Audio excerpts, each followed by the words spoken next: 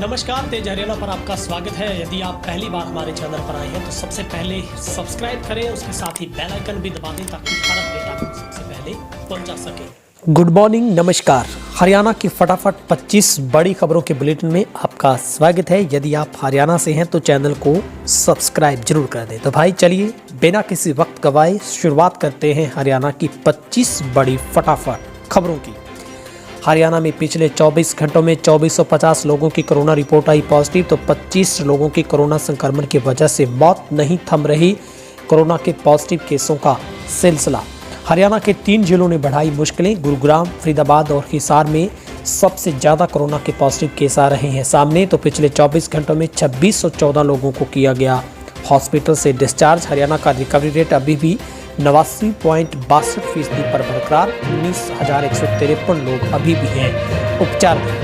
हरियाणा के गुरुग्राम से 24 घंटों में 588 केस मिले हैं, तो फरीदाबाद से 756 रिकॉर्ड तोड़ पिछले एक महीने से सबसे ज़्यादा केस सामने आए हैं। सोनीपत से 79, हिसार से 268, अम्बाला से 82, करनाल से 70, पानीपत से 25, रोहतक से 79, रिवाड़ी से 52, पंचकुला से 83, कुरुक्षेत्र से 20, यमुनानगर से 22, सिरसा से 56, महेंद्रगढ़ से 28, भिवानी से 37, झज्जर से 60, पलवल से 20 और फतेहाबाद से 22, कैथल से 17, जींद से 62, नूंह से 1 और चरखी दादरी से 23 लोगों की कोरोना रिपोर्ट है वो पॉजिटिव पाई गई। तो निश्चित तौर पर हरियाणा की मुश्किलें फिर से कोरोना को लेकर बढ़नी शुरू हो गई है। आप सभी से गुजारिश है, आप चेहरे पर मास्क का इस्तेमाल जरूर किया करें। हरियाणा में पैरोल पर आए कैदियों को बड़ी राहत, सरकार ने लिया महत्वपूर्ण फैसला। हरियाणा में कोरोना संक्रमण काल के दौरान पैरोल पर आए कैदियों को सरकार ने बड़ी राहत दी है। सभी कैदियों की पैरोल की अवधि सरकार ने 31 दिसंबर तक बढ़ा दी है। हालांकि इसके लिए कुछ शर्तें भी रखी गई हैं। हरियाणा के जेल मंत्री रंजीत सिंह ने जानकारी देते हुए बताया कि पैरोल को लेकर समीक्षा बैठक का आयोजन किया गया था, जिसमें हरियाणा के डीजीपी, गृह सचिव और पंजाब एंड हरियाणा हाईकोर्ट के जस्टिस शामिल हुए थे। बैठक में फैसला लिया गया कि प्रदेश में करीब 8000 कैदियों को पैरोल मिली है। इसमें से 7 साल से कम सजा व अच्छे आचरण वालों को हरियाणा सरकार ने कोरोना संक्रमण काल के दौरान पैरोल दी थी। अब इनकी 31 दिसंबर तक जारी रहेगी। गांव में ही ग्रामीणों को शहर की तर्ज पर दी जाएंगी सुविधाएं। प्रदेश सरकार ने राज्य के ग्रामीण क्षेत्रों में गरीब व मध्यम वर्ग के लिए शहरों की तर्ज पर कॉलोनियां विकसित करने का निर्णय लिया है। हरियाणा ग्रामीण विकास प्राधिकरण द्वारा सर्वप्रथम पानीपत जिला के इसराना में एक मॉडल कॉलोनी विकसित की जाएगी। इसके लिए मंगलवार को हरियाणा के उप मुख्यमंत्री दुष्यंत चौटाला की अध्यक्षता में हरियाणा ग्रामीण विकास प्राधिकरण की 5वीं बैठक संपन्न हुई। बैठक के बाद डिप्टी सीएम ने बताया कि ग्रामीण क्षेत्र से लोगों का शहरों की तरफ पलायन रोकने के लिए राज्य सरकार देहात में पंचायती जमीन पर कॉलोनियां विकसित करने की योजना बना रही है। अब भ्रष्ट पुलिस वालों को भी होगा शर्मसार। इन दिक्कतों का सामना उन्हें भी करना पड़ेगा यदि वो भ्रष्टाचार को पनपने की इस मुहिम को आगे बढ़ाते हैं। सोशल मीडिया और थानों में उनकी फोटो लगाई जाएगी। भ्रष्ट पुलिस वालों को सबक सिखाने के लिए केंद्र सरकार ने एक अच्छी पहल की है। भ्रष्ट पुलिस अधिकारियों को लेकर केंद्र सरकार द्वारा बड़ा कदम उठाने जा रही है। जानकारी के मुताबिक केंद्र सरकार अब भ्रष्ट पुलिसकर्मियों को तस्वीरें सोशल मीडिया पर जारी करेगी। इतना ही नहीं, भ्रष्ट पुलिस अधिकारियों और पुलिसकर्मियों की फोटो उनके गुनाह के साथ थानों के नोटिस बोर्ड पर भी चस्पा की जाएगी। सरकार ने ये कदम पुलिस छवि और सार्वजनिक संपर्क के तहत उठाया है। इन भ्रष्ट पुलिसकर्मी की फोटो अधिकतर सोशल मीडिया पर भी शेयर की जाएगी। लव जिहाद के मामलों में सख्त कानून होगा। अब हरियाणा में भी गृह मंत्री सीएम से करेंगे मुलाकात। हरियाणा के गृह मंत्री अनिल विज ने कहा है कि प्रदेश में लव जिहाद के मामलों पर नियंत्रण करने के लिए सख्त कानून बनाया जाएगा। इसका प्रारूप तैयार किया जा रहा है, जिसको लेकर समिति का गठन भी किया जाएगा। गृह मंत्री ने आज इस संबंध में विभाग के उच्च अधिकारियों के साथ पहली बैठक की। इस बारे में उन्होंने कहा कि मनोहर लाल से भी विचार विमर्श किया जाएगा। उन्होंने कहा कि इस कानून को बनने से पहले राज्य में किसी भी व्यक्ति द्वारा दबाव, प्रलोभन, किस प्रकार के षड्यंत्र या प्रयास लव से धर्म परिवर्तन करवाने के प्रयास पर रोक लगेगी और दोषियों के खिलाफ सख्त कार्रवाई भी की जाएगी। 9 महीने पहले बुजुर्ग ने की थी शादी, अब पत्नी और पति की बेरहमी से काट कर की गई हत्या।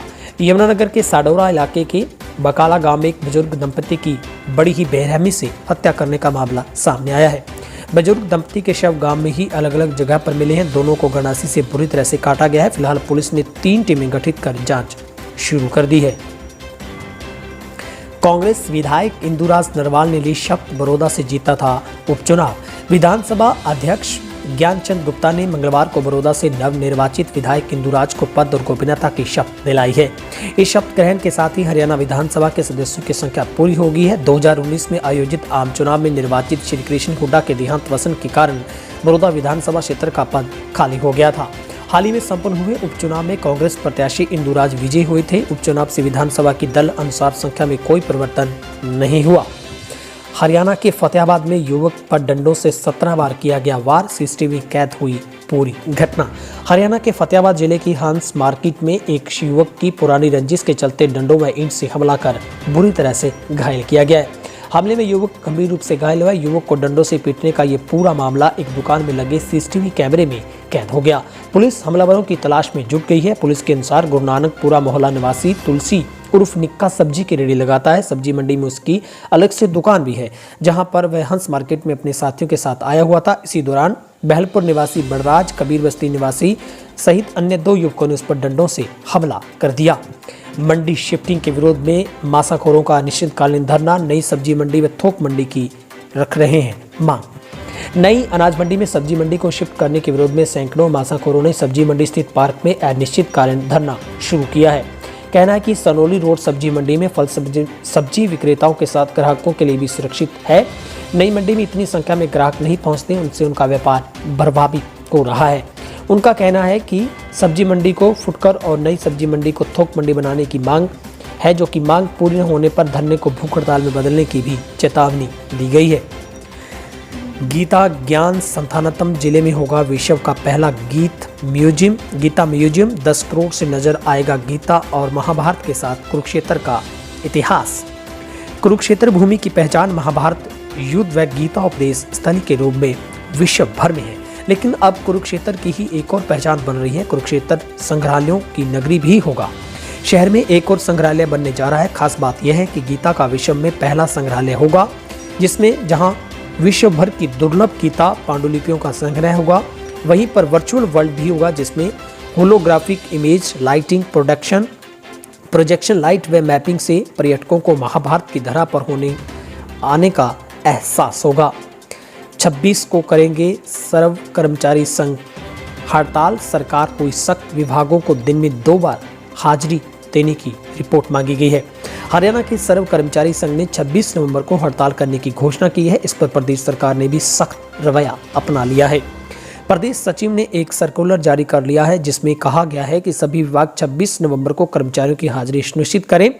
विभाग अध्यक्षों को 12 बजे और 4 बजे 2 बार हाजिरी रिपोर्ट पेश करनी होगी। लोगों की रोजमर्रा के काम प्रभावित न हो, इसकी व्यवस्था करने को भी कहा गया है।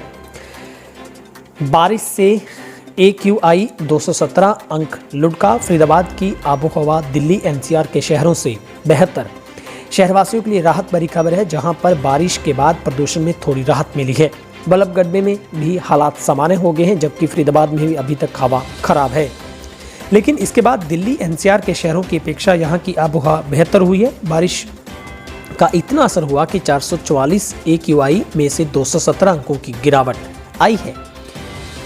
2 समुदाय में लोग भिड़े। भीड़ में एक बाइक, कार व मेडिकल स्टोर फूंका। 4 गिरफ्तार। तनाव के बाद पुलिस की गई तैनात। सिरसा जिला के गांव कमरपुरा में प्रेम विवाह के बाद 2 समाज के लोगों के बीच मामला बढ़ गया। गुस्साई भीड़ ने एक बाइक, कार और मेडिकल स्टोर को आग के हवाले कर दिया। गांव में तनाव होने पर पुलिस मौके पर पहुंची है। 4 आरोपियों को अरेस्ट भी किया गया है, जहां पर गांव के दोनों पक्षों के ग्रामीणों में अलग अलग SP से मिलकर निष्पक्ष जांच के बाद की कार्रवाई की मांग की है। बाइक, कार और मेडिकल स्टोर को आग लगी घटना के बाद भारी पुलिस बल को तैनात करना पड़ा था। गांव कंगरपुरा के ग्रामीण SP ऑफिस पहुंचे। गांव कंगरपुरा निवासी रामजीलाल सहित कई लोगों ने अपने एक रिश्तेदार से उनके समाज की एक लड़की को बहला फुसलाकर शादी करवाने का जो करवाई थी, जिसके बाद दूसरे समुदाय के लोगों ने हमला बोल दिया। 10वीं में परीक्षा में कम नंबर आने पर छात्रा ने निगला जहर, मौत। पढ़ाई में कमजोर होने से परेशान 15 साल की लड़की ने जहर निकलकर अपनी जीवन लीला समाप्त कर ली। पुलिस ने शव को पोस्टमार्टम करा, परिजनों को सौंप दिया है और 174 की कार्रवाई की गई है। गांधीनगर थाना प्रभारी अनिल राणा ने बताया कि निवासी 15 साल की नेहा 10वीं में पढ़ती थी। उसके एग्जाम में कम नंबर आए थे, उसकी वजह से उसने जहरीला पदार्थ निगल लिया। परिजन उसे हॉस्पिटल लेकर पहुंचे, लेकिन डॉक्टरों की टीम ने उसे मृत घोषित कर दिया। पंजाब के CM पर धनखड़ ने साधा निशाना, कहा राज्य की इकोनॉमिक हालात को कर रहे हैं खराब। हरियाणा बीजेपी के प्रदेशाध्यक्ष ओपी धनखड़ ने कृषि आंदोलन को लेकर पंजाब सीएम कैप्टन अमरिंदर सिंह पर निशाना साधा है। उन्होंने कहा है कि कृषि कानूनों से किसानों को लाभ होगा, लेकिन सिर्फ आदेशों के आधार पर आंदोलन खड़ा करना दुर्भाग्यपूर्ण है। धनखड़ ने कहा है कि एक पार्टी द्वारा अपने राजनीतिक फायदे के लिए प्रदेश की इकोनॉमी को तबाह किया जा रहा है, जहां पर पंजाब को एक बीमारू प्रदेश बनाने की ओर आगे बढ़ रहा है।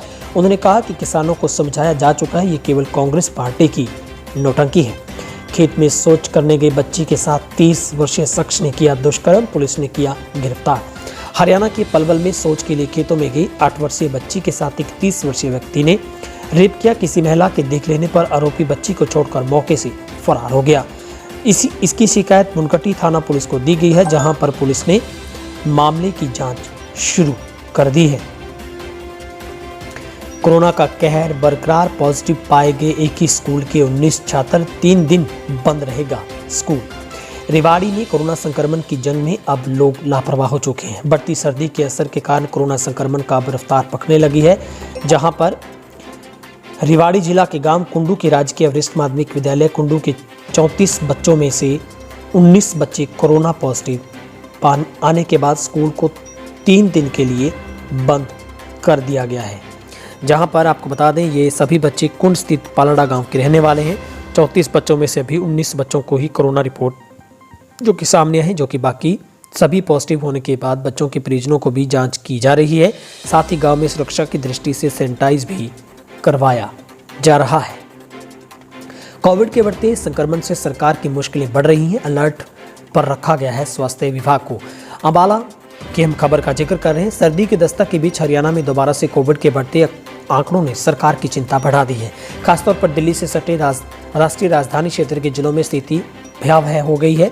फरीदाबाद और गुरुग्राम जिले में पहले की तरह ही हर रोज नए मरीजों के जो मामले हैं वो बढ़ते हुए दिख रहे हैं। स्वास्थ्य विभाग को आशंका है कि अगले सप्ताह तक त्योहारों का साइड इफेक्ट नजर आ सकता है, जिसको लेकर अभी भी तैयारियां शुरू करनी होगी। इस बाबत स्वास्थ्य मंत्री अनिल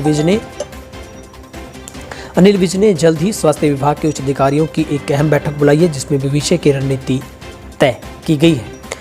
उधर भिवानी में बाजरे की खरीद न होने से नाराज किसानों ने किया रोड जाम। भिवानी अनाज मंडी के बाहर बाजरे की खरीद न होने के कारण सैकड़ों किसानों ने लोहारू मार्ग पर जाम लगा दिया, जहां पर जाम की सूचना मिलते ही मौके पर पहुंचे थाना एसएचओ पुलिस सहित पहुंच गए और जाम खुलवाया, लेकिन किसान कुछ देर बाद दोबारा से जाम शुरू कर दिया।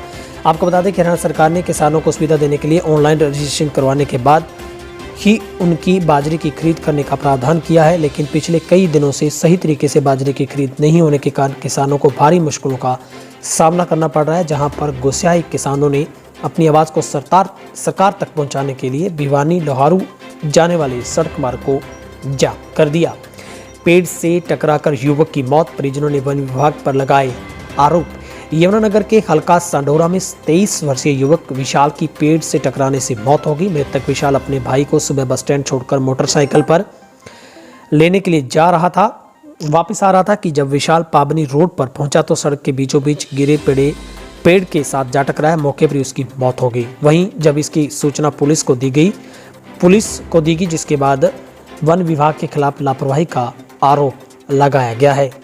जहां पर परिजनों ने वन विभाग पर लापरवाही का आरोप लगाते हुए कहा कि ये पेड़ पिछले 3 दिनों से सड़क पर गिरा है, जहां पर वन विभाग की तरफ से अभी तक कोई भी सुध नहीं ली गई। भाई दूज युवक के लिए बना आखिरी त्योहार, दर्दनाक हादसे में चली गई जान। हरियाणा के पानीपत में भैया दूज पर एक युवक की दर्दनाक सड़क हादसे में मौत हो गई। यह हादसा सेक्टर 25 सूर्या होटल के पास हुआ, जहां एक तेज रफ्तार कार ने सड़क पर पार करते हुए युवक को टक्कर मार दी। टक्कर इतनी जोरदार थी कि युवक की मौके पर ही मौत हो गई। इस घटना के बाद कार चालक मौके से फरार हो गया, लेकिन कार की नंबर प्लेट मौके पर ही गिर गई। वही घटना की सूचना मिलते ही मौके पर पहुंची पुलिस ने शव को कब्जे में लेकर सिविल हॉस्पिटल में पोस्टमार्टम के लिए रखवा दिया है। फिलहाल हरियाणा की आज 25 बड़ी खबरों के इस बुलेटिन में इतना ही। यदि आप हरियाणा से हैं तो आपसे गुजारिश, आप इस चैनल को सब्सक्राइब जरूर कर लें। और कोरोना से एहतियातन भी आपको हम अपील करते हैं कि आप चेहरे पर मास्क का इस्तेमाल जरूर करें। जब भी घर से बाहर निकलते हैं तो मास्क लगाएं, सामाजिक दूरी का भी ख्याल रखें। और यदि आप पहली बार आए हैं तो हमारे चैनल को सब्सक्राइब जरूर करें।